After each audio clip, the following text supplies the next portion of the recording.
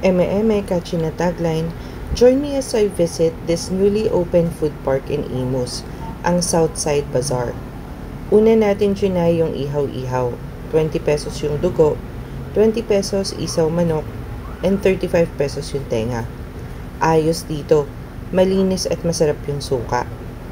Next naman, yung crispy sisig, 100 pesos with rice.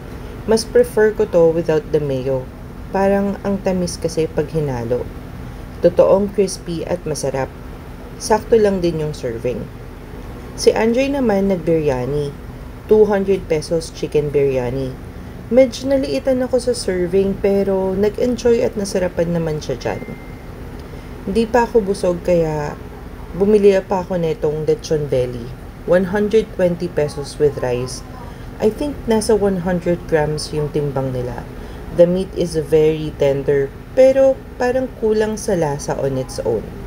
Yung lechon sauce lang medyo hindi ko bet so ginamit ko yung spiced vinegar from the ihaw-ihaw. For dessert naman, I had the puto bumbong overload. 100 pesos yan. Yung regular 50 pesos. So yung toppings ng overload ay 50 din. Sa totoo lang, OA yung toppings. Natabunan na yung puto bumbong. At pinabawasan ko pa yung condensed milk niyan, ha? Yung nag-order sa akin before, para siyang sinabawan ng condensed milk. Pero, masarap yan.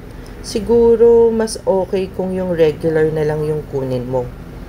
For the drink naman, I chose honey lemon. Para kunyari healthy. 109 pesos yan. With freshly squeezed lemon. Ang refreshing yan. Southside Bazaar is open daily from 4 p.m. Don't forget to like and subscribe for more food reviews. Eme, sa susunod ulit.